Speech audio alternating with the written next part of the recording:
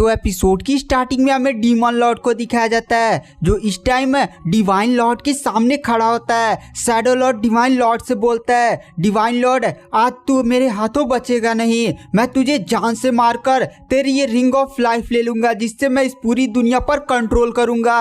यह बात सुनकर वहां पर जो डिवाइन लॉर्ड होते हैं वह कहते हैं तुम्हारी इच्छा इच्छा ही रह जाएगी, आज तुम मेरे हाथों जान से मारने वाले हो। वहां पर डीमन लॉर्ड बोलता है तो चलो देख लेते हैं। उसके बाद जो डीमन लॉर्ड होता है वो तुरंत अपनी पावर्स का यूज करते हुए सीधे डिवाइन लॉर्ड पर अटैक कर देता है। वहां पर जो डिवाइन लॉर्ड होते हैं वो तुरंत अपनी पावर्स का यूज करते हुए वहां पर एक फॉर्मेशन का निर्माण करते हैं और तुरंत वहां पर एक बहुत ही बड़ी फॉर्मेशन दिखाई देती है। गाइस ये बहुत बड़ी जो मशीन दिख रही है ना, यही है लाइफ ऑफ रिंग। वहां पर डीमन लॉर्ड तुरंत लाइफ ऑफ रिंग के सामने झुक जाता है, पर वहां पर डीमन लॉर्ड अपनी पूरी ताकत का यूज करते हुए उस फॉर्मेशन में क्रैक डालने लगता है और कहता है डिवाइन लॉर्ड आज तू मेरे हाथों ही मरेगा। और इतना खतरनाक demon Lord attack divine Lord पर करता है कि डिवाइन लॉर्ड को संभलने का मौका भी नहीं मिलता और डीमन लॉर्ड का जो हाथ होता है वह डिवाइन लॉर्ड के एकदम आर पार हो चुका होता है और वहां पर डिवाइन लॉर्ड एकदम मरने की हालत में होते हैं। वहां पर डीमन लॉर्ड बोलता है अब इस पूरी दुनिया पर मेरा राज होगा और मैं तुमसे रिंग ऑफ लाइफ लेकर इस दुनिया का सबसे ज्यादा शक्तिशाली इंसान बन जाऊंगा और इस दुनिया को अपने हिसाब से चलाऊंगा। इस दुनिया में अब केवल अंधेरा का ही राज होगा। तभी वहां पर डिवाइन लॉर्ड हल्का सा मुस्कुराते हैं और कहते हैं तुम्हारी यह इच्छा हमेशा इच्छा ही रहेगी। और अचानक से जो डिवाइन लॉर्ड की बॉडी होती है वो गायब होकर एक ऊर्जा पुंज का निर्माण करती है और ऊर्जा पुंज सीधे वहां से काफी स्पीड से भागने लगता है। यहाँ पर डिवाइन लॉर्ड ने अपनी बॉडी का सैक्रिफाइस करके अपने आप को एक ऊर्जा पुंज में बदल लिया है और उसी के साथ वह रिंग ऑफ लाइफ लेकर बहुत ही स्पीड के साथ स्पेस में भागने लगते हैं। वहां पर डीमन लॉर्ड उस ऊर्जा पुंज का पीछा कर रहा था। वहां पर डीमन लॉर्ड बोलता है डिवाइन लॉर्ड तू ऐसे मुझसे भाग नहीं सकता। और इधर हमें अर्थ पर दिखाया जाता है। अर्थ पर एक बंदा बहुत ही खतरनाक वॉलीबॉल खेल रहा होता है और अचानक से वो जो वॉलीबॉल प्लेयर होता है वो बेहोश हो जाता है। उसके बाद हमें फिर से स्पेस में दिखाया जाता है। वो जो ऊर्जा पुंज होती है वो बहुत ही खतरनाक तरीके से डीमन लॉर्ड से बचकर निकल गई होती है। डीमन लॉर्ड कहता है मैं तुझे छोड़ूंगा नहीं। उसके बाद हमें सीन शिफ्ट किया जाता है एक कल्टीवेशन वर्ल्ड में। कल्टीवेशन वर्ल्ड में एक कल्टीवेटर बहुत ही खतरनाक अटैक अपने सामने वाले बंदों पर कर रही थी। दरअसल उस गाड़ी का पीछा बहुत सारे असैसिन कर रहे थे। इस गाड़ी में एक प्रिंस था जो काफी ज्यादा कमजोर था लेकिन वो काफी बड़ा प्रिंस था और वह इस टाइम गाड़ी में एकदम झुककर जमीन पर लेटा हुआ था। गाइस इस बंदे का नाम लुओ ली था और यही हमारे एनिमी का मेन कैरेक्टर होता है। वह कहता है अरे यहाँ पर हो क्या रहा है, आखिर इतने सारे असैसिन हमारे ऊपर अटैक क्यों कर रहे हैं। लुओ ली के सामने एक लड़की बैठी होती है जो प्रिंस होती है जिसका नाम होंग गुआन होता है। होंग गुआन लुओ ली से बोलती है हमारे ऊपर असैसिन अटैक कर रहे हैं, तुम्हें छुप कर रहना चाहिए। वहां पर लुओ ली बोलता है पर हम तो यहाँ पर ट्रेनिंग करने के लिए आते ना, आखिर असैसिन हम पर क्यों अटैक कर रहे हैं, हमने उनका क्या बिगाड़ा है। तभी वहां पर होंग गुआन सोचती है ये कैसे हो सकता है, केवल पैलेस के ही लोगों को पता था कि हम लोग कहाँ पर ट्रेनिंग करने के लिए जा रहे हैं। ये तभी हो सकता है जब कोई पैलेस का बंदा इन असैसिन को हमारी सुपारी दे। होंग गुआन गुस्से में मन ही मन सोचती है आखिर ये सब कर कौन सकता है। और इधर हमें असैसिन के लीडर को दिखाया जाता है जो अपने सभी साथियों से कहता है जल्दी से आगे जाओ और इस गाड़ी को जो घोड़े खींच रहे हैं उन्हें जान से मार दो, फिर हम इन सभी को पकड़ेंगे। उसके बाद वो सारे असैसिन के जो दोस्त होते हैं वो तुरंत उस गाड़ी के आगे चले जाते हैं और काफी खतरनाक अटैक घोड़े पर करते हैं जिससे घोड़ा तुरंत वहीं पर सारी गाड़ी को पलटा देता है और उसमें जो हाई रैंक की कल्टीवेटर होती है वो भी जाकर जमीन पर गिरती है और उसका सर पत्थर से टकरा जाता है जिससे वो वहीं पर बेहोश हो जाती है और अंदर का जो प्रिंस था वो जाकर दूर गिरता है और अंदर की होंगुआन लेडी वहीं तुरंत दब जाती है। उसके बाद हमें उन असैसियंस को दिखाया जाता है। असैसियन का लीडर बोलता है जल्दी से जाओ और उस हाई रैंक की कल्टीवेटर को जान से मार दो, वह टाइम बेहोश है। अगर वह जाग जाती है तो हमारे लिए काफी बड़ी प्रॉब्लम हो सकती है। तभी वहां पर होंगवान गाड़ी को तोड़ते हुए बाहर निकल जाती है और कहती है, तुम जानते हो हम लोग कौन हैं? हम लोग बाईसाई किंगडम से हैं। तुम्हारी हिम्मत कैसे हुई हम लोग पर अटैक करने की? अगर रॉयल पैलेस को ये पता चल गया तो तुम्हारी क्या हालत होगी तुम लोग भी नहीं सोच सकते। वहां पर वो असैसिन बोलता है, अरे हम जानते हैं कि तुम लोग बाईसाई किंगडम के रॉयल पैलेस से हो और तुम्हारे साथ प्रिंस भी है और एक तुम प्रिंसेस हो, इसीलिए आज तुम लोग यहीं पर जान से मरोगे। वहां पर प्रिंसेस समझ जाती है कि इन्हें हमें मारने का किसी ने सुपारी दिया है। उसके बाद जो असैसिन लीडर होता है वह तुरंत होंगवान पर अटैक करता है। होंगवान तुरंत अपनी स्वॉर्ड से उस असैसिन के अटैक को रोकती है, पर वो असैसिन काफी ज्यादा पावरफुल था। होंगवान कहती है, तुम मुझे नहीं रोक सकते, और तुरंत असैसिन को पीछे ढकेल कर ऊपर काफी खतरनाक अटैक करने के लिए जाती है। तभी वह पीछे देखती है, पीछे असैसिन का एक दोस्त वहां पर हाई लेवल की कल्टीवेटर को मारने जा रहा होता है, और वह बंदा जैसे ही उसे मारने जाता है तुरंत होंगवान उसकी तरफ अपनी स्वॉर्ड लेकर बढ़ने लगती है और तुरंत उस बंदे के अटैक को अपनी स्वॉर्ड से रोक लेती है, जिससे हाई लेवल कल्टीवेटर को कुछ नहीं होता है। लेकिन उस बंदे का अटैक काफी ज्यादा पावरफुल था, जिससे होंगवान के मुंह से खून निकलने लगता है। होंगवान काफी ज्यादा घायल हो चुकी होती है। तभी वो सारे असैसिन जो काफी ज्यादा पावरफुल थे वो होंगवान के चारों तरफ आ जाते हैं और वह होंगवान को जान से मारने के लिए आगे बड़े होते हैं। होंगवान समझ जाती है कि अब वो मरेगी और उसका अंत आ चुका है। उसके बाद हमें यहाँ से सीन शिफ्ट कर दिया जाता है, जहाँ पर वही फुटबॉल प्लेयर जिसे हमने एपिसोड की स्टार्टिंग में देखा था वो एक अजीब से मैजिकल वर्ल्ड में आ चुका था। उसी के सामने प्रिंस लुओ लाई का शरीर पड़ा होता है। वहां पर वो बंदा कहता है, तो एकदम मेरे जैसा ही दिख रहा है, इसलिए वो जाकर तुरंत उस अजीब से दिखने वाले शीशे पर थपथपाने लगता है और कहता है, हेलो क्या तुम जिंदा हो? तभी वहां पर वही डिवाइन लॉर्ड प्रकट हो जाता है और कहता है, तुम हो मेरे उत्तराधिकारी, तुम बनोगे अगले डिवाइन लॉर्ड। वहां पर वो फुटबॉल प्लेयर बोलता है, अरे बुड्ढे तू क्या बोल रहा है? तभी अचानक से डिवाइन लॉर्ड की पावर सीधे उस फुटबॉल प्लेयर को उठाकर सीधे उस शीशे को तोड़ते हुए बाहर पटक देता है और उस फुटबॉल प्लेयर की सोल सीधे जाकर प्रिंस लुओ लाई की बॉडी में समाने लगती है और वहां पर उस डिवाइन लॉर्ड की भी पावर अचानक से सीधे उस फुटबॉल प्लेयर की बॉडी के अंदर समाने लगती है। और इधर हमें प्रिंस लुओ लाई की बॉडी को दिखाया जाता है, जिसमें काफी खतरनाक रोशनी फैलने लगती है। इस रोशनी को देखकर वहां पर वो लोग होंगवान को नहीं मारते और कहते, पहले उस बंदे को मारो, उस बंदे में कुछ गड़बड़ी है। तभी अचानक से प्रिंस लुओ लाई की बॉडी चमकने लगती है और इतना खतरनाक है उसकी बॉडी से ऑरा निकलता है कि वो सारे असैसिन एक ही झटके में मारे जाते हैं। और इधर हमें दिखाया जाता है प्रिंस लुओ लाई की बॉडी में उस डिवाइन लॉर्ड की पावर और उस फुटबॉल प्लेयर की power, sorry guys, football player की सोल समा जाती है। और इधर हमें दिखाया जाता है जो रोशनी सारे असैसिन को एक झटके में मार दिया होता है वो और कोई नहीं बल्कि प्रिंस लुओ लाई होता है। प्रिंस लुओ लाई एकदम पीछे मुड़ता और कहता है, ये जगह कौन सी? और अचानक से वो बेहोश हो जाता है। वहां पर होंगवान प्रिंस लुओ लाई के इस रूप को देखकर काफी ज्यादा शौक में थी।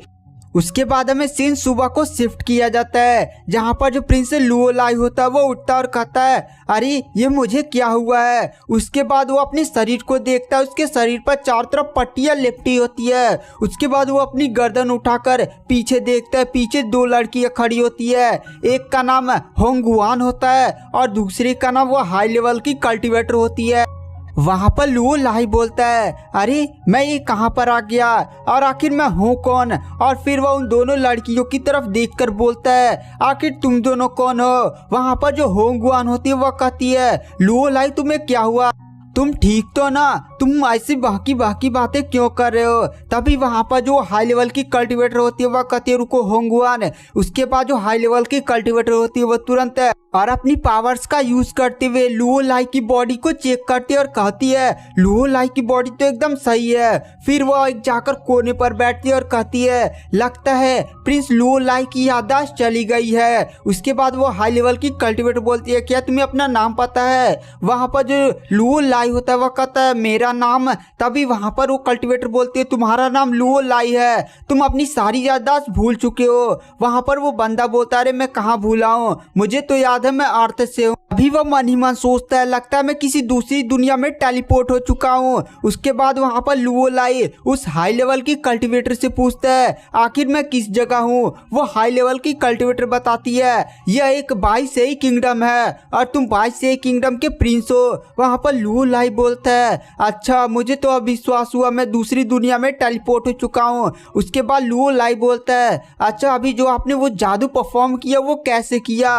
वहाँ पर वो जो हाई लेवल की कल्टीवेटर होती है वह कहती है ये जादू नहीं बल्कि मार्शल आर्ट है। वैसे अब तुम भी तो कल्टीवेशन कर सकते हो, तुम्हारी भी मार्शल आर्ट टेक्निक है कल उस लड़ाई में अवेकन हो गई थी जिससे अब तुम भी कल्टीवेशन कर सकते हो। उसके बाद वो हाई लेवल की कल्टीवेटर लुओ लाई को कल्टीवेशन के बारे में बताती है और इमोर्टेलिटी के बारे में भी बताती है। उसके बाद जो हाई लेवल की कल्टीवेटर होती है वह कहती है इमोर्टेलिटी को पाने के लिए तुम एक पैलेस समझ सकते हो। पैलेस पर तुम जितनी सीढ़ियाँ चढ़ते जाओगे उतनी तुम्हारी कल्टीवेशन बढ़ती जाएगी और तुम जब पैलेस के एकदम हाई लेवल पर पहुंच जाओगे तब तुम एक इमोर्टल बन जाओगे। उसके बाद हमें सीन शिफ्ट कर दिया जाता है जहाँ पर जो लुओ लाई होता है वह कल्टीवेशन की मुद्रा में बैठकर ध्यान लगाने की कोशिश कर रहा था। तभी उसके माइंड वर्ल्ड में वह एक अजीब से जगह पहुंच जाता है जहां पर एक बहुत ही बड़ा पैलेस होता है। वह पैलेस बहुत ही ज्यादा बड़ा होता है। लुओ लाई पैलेस में चढ़ने लगता है। वह फर्स्ट फ्लोर को पार करते हुए सेकंड फ्लोर पर पहुंच जाता है और इधर हमें रियल वर्ल्ड में दिखाया जाता है लुओ लाई जब उस पैलेस के सेकंड फ्लोर पर पहुंचा था तो उसकी बॉडी में अचानक से चमक फैलने लगती है। लुओ लाई की बॉडी से कल्टीवेशन ऑरा निकलने लगता है और वह जल्दी अपनी लेवल को ब्रेक थ्रू करके लेवल 2 पर पहुंच जाता है। वहां पर हाई लेवल की कल्टीवेटर बोलती है इतनी जल्दी वो लेवल 2 पर कैसे पहुंच सकता है, अभी तो कल ही इसने अपनी कल्टीवेशन टेक्निक को अवेकन किया है और इतनी जल्दी वो लेवल 2 पर पहुंच गया। इसे कम से कम तो 3 महीने लगने ही चाहिए थे। और इधर हमें लुओ लाई को दिखाया जाता है जो उस महल के 3rd फ्लोर की तरफ दौड़ता हुआ जा रहा था और जैसे वो 3rd फ्लोर में इंटर करने की कोशिश करता है वो एक बैरियर से टकरा जाता है और तुरंत पीछे चला जाता है और उसकी बॉडी अचानक से बेहोशी उसे जैसे आने लगती है। और यही चीजें लुओ लाई के एकदम रियल के साथ हो रही थी। लुओ लाई का अचानक से ऑरा इम्बैलेंस होने लगता है। वहां पर होंगवान बोलती है लुओ लाई की पावर इम्बैलेंस हो रही है, इसे जल्दी से बैलेंस कर लो वरना लुओ लाई की डेथ हो सकती है। तभी वो हाई लेवल की कल्टीवेटर तुरंत अपनी पावर्स का यूज करते हुए सीधे लुओ लाई की बॉडी की ऑरा को इम्बैलेंस से बैलेंस में लाती है और जैसे ही लुओ लाई का ऑरा बैलेंस होता है वो उससे पैलेस के 3rd फ्लोर में एंटर कर जाता है और अचानक से रियल वर्ल्ड में वो कल्टीवेशन के 3rd लेवल पर पहुंच जाता है। लुओ लाई समझ गया था जैसे जैसे उस पैलेस पर वो चढ़ता जाएगा उसकी कल्टीवेशन बढ़ती जाएगी, लेकिन उसका पैलेस पर चढ़ना इतना आसान नहीं होगा। और इधर हमें दिखाया जाता है जो होंगवान होती है वो लुओ लाई की तारीफ कर रही होती है और कहती है तुम तो काफ़ी ज़्यादा टैलेंटेड हो, तुमने तो कल ही अपनी मार्शल आर्ट टेक्निक को अवेकन किया है और आज इतनी जल्दी लेवल 3 पर पहुंच गए, इतनी कल्टीवेशन स्पीड तो किसी की भी नहीं होती। उसके बाद हमें यहाँ से सीन सुबह को शिफ्ट कर दिया जाता है जहाँ पर जो लुओ लाई होता है वो सिटी आ चुका होता है। लुओ लाई बाहर देखता है, बाहर सारी प्राचीन चीजें होती हैं। लुओ लाई इतने सारे प्राचीन और इतनी सारी खूबसूरत सिटी को देखकर कहता है चलो चुपचाप बाहर एक बार घूम कर आते हैं ना। होंगवान बोलती है अरे हम ऐसे नहीं जा सकते, हमें रॉयल पैलेस पहले जाना होगा क्योंकि पैलेस में हमें रिपोर्ट करनी होगी कि हमारे साथ क्या हुआ है। लुओ लाई बोलता है ये दुनिया तो काफी ज्यादा अच्छी है। उसके बाद हमें सीन शिफ्ट किया जाता है जहाँ पर जो लुओ लाई होता है वो अपने पैलेस पहुंच चुका होता है। लुओ लाई अपने पैलेस को देखता है और कहता है क्या हम यहीं पर रहते हैं, क्योंकि उसने अपने जीवन में इतना बड़ा पैलेस कभी नहीं देखा होता है। उसके बाद वो सीधे पैलेस के अंदर चला जाता है। पैलेस के अंदर हमें एक क्वीन को दिखाया जाता है। गाइस ये और कोई नहीं बल्कि लुओ लाई की मदर होती है। जो लुओ लाई की मदर होती है वो जाकर किंग के सिंहासन पर बैठती है। दरअसल लुओ लाई के फादर नहीं है, फादर उनके लगता है किसी डेथ में चले गए, इसीलिए इस पूरे किंगडम को लुओ लाई की मदर चलाती है। लुओ लाई की मदर काफी ज्यादा टैलेंटेड है और इसी समय लुओ लाई के सामने एक बंदा आ जाता है। ये बंदा एल्डर काउंसिल का चीफ होता है। गाइस ये किंग यानी लुओ लाई के फादर का भाई था।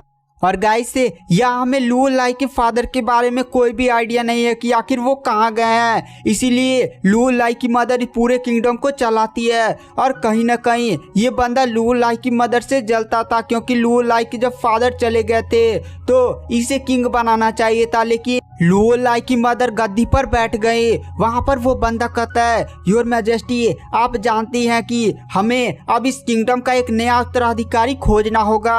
वहां पर वो लेडी बोलती है, हाँ मैं जानती हूँ। तो वहां पर वो जो एल्डर काउंसिल का चीफ होता है वो कहता है, तो आप ये भी जानती होंगी कि आपका बेटा कल्टीवेशन नहीं कर सकता, जिससे वो पावरफुल नहीं बन पाएगा और वह इस प्रिंस की गद्दी पर नहीं बैठ पाएगा। इसलिए मैं चाहता हूँ कि आप मेरे बेटे को इसका उत्तराधिकारी बना दीजिए।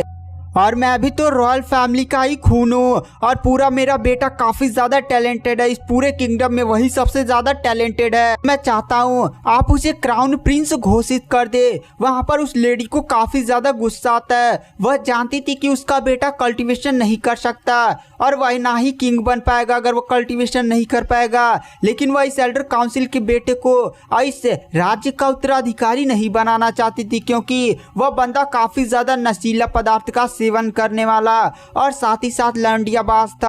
अगर क्वीन उसे किंगडम देंगी तो वह पता नहीं उस किंगडम को ही बेचना दे। वहां पर वो बंदा कहता, तो आपने क्या सोचा? और वही हमें साइड में हाई लेवल की कल्टीवेटर और लुओ लाई को दिखाया जाता है। वहां पर जो हाई लेवल की कल्टीवेटर होती है वो लुओ लाई को सारी कंडीशन बताती है। वहां पर लुओ लाई कहता है, अच्छा ये लुओ लाई इतना ज्यादा घटिया था, उसके पास कुछ कल्टीवेशन भी नहीं थी, अब उसे ये लोग उससे गद्दी से हटाना चाहते हैं। वहां पर वो हाई लेवल की कल्टीवेटर होती है, अब तुम कल्टीवेशन कर सकते हो, तुम्हें जाकर सीधे मैजेस्टी के सामने ये बताने की जरूरत है। और साथ ही साथ है उसे फैमिली कंपटीशन के बारे में भी बताती है। वहां पर लुओ लाई बोलता, अच्छा ये बात है। और इधर हमें एल्डर काउंसिल के चीफ को दिखाया जाता है जो क्वीन से बोलता है, योर मैजेस्टी आप भी जानती हैं कि मेरा बेटा यहाँ का सबसे ज्यादा टैलेंटेड बंदा है, तो आपको जो भी फैसला करना वो जल्दी से कर लेना चाहिए और मेरे बेटे को क्राउन प्रिंस बना देना चाहिए।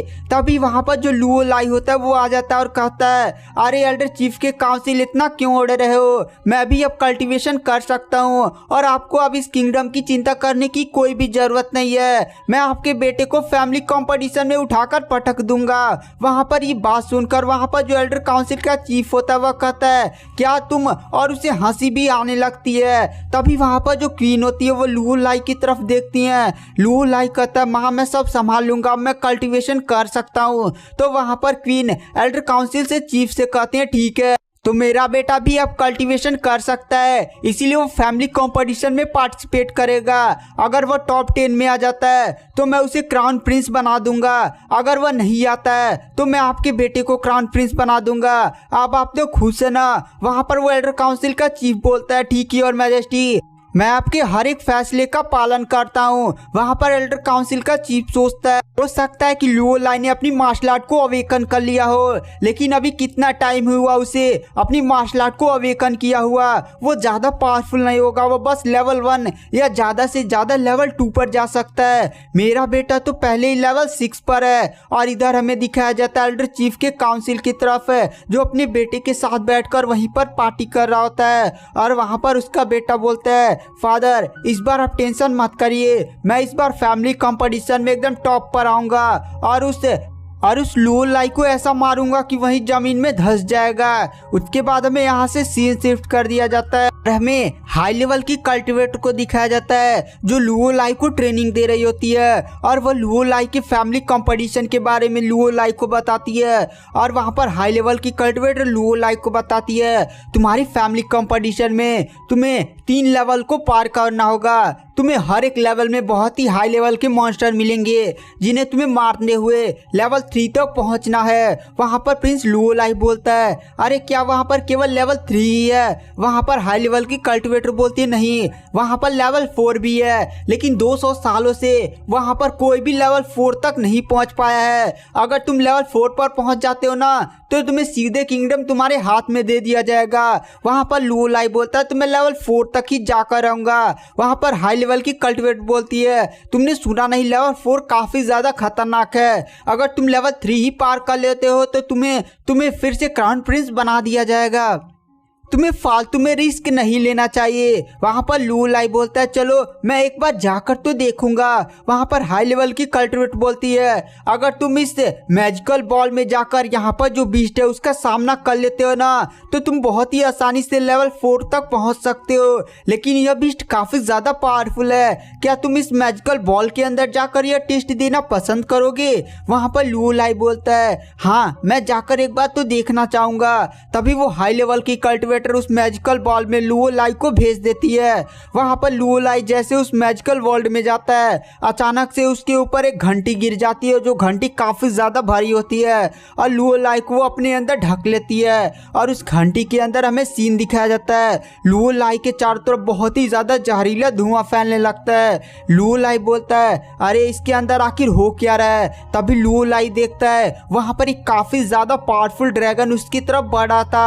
लू लाई कहता है ये तो काफ़ी ज़्यादा पावरफुल ड्रैगन है। तभी वो ड्रैगन लू लाई पर अटैक कर देता है। लू लाई अपने लेफ्ट हैंड का यूज़ करता है जिससे अचानक से उसके हाथ पर रिंग ऑफ लाइफ आ जाती है। लू लाई तुरंत रिंग ऑफ लाइफ की पावर का यूज़ करते हुए मॉन्स्टर पर अटैक करता है जिससे वो ड्रैगन तुरंत वहीं पर मारा जाता है। सॉरी गाइस ये ड्रैगन नहीं बल्कि एक पाइथन है। उसके बाद हमें बाहर का वर्ल्ड का सीन दिखाया जाता है जहाँ पर जो वो हाई लेवल की कल्टिवेटर होती है वो काफ़ी ज़्यादा शॉक हो जाती है क्योंकि लू लाई अभी थोड़ी देर तो पहले अंदर गया था और अचानक से इतनी जल्दी बाहर कैसे आ सकता है। वो लू लाई की पावर को देखकर काफ़ी ज़्यादा शॉक हो जाती है और मन ही मन कहती है कोई इतना ज़्यादा पावरफुल कैसे हो सकता है, एक ही झटके में इतने ज़्यादा पावरफुल मॉन्स्टर को मार सकता है। और गाइस आज की वीडियो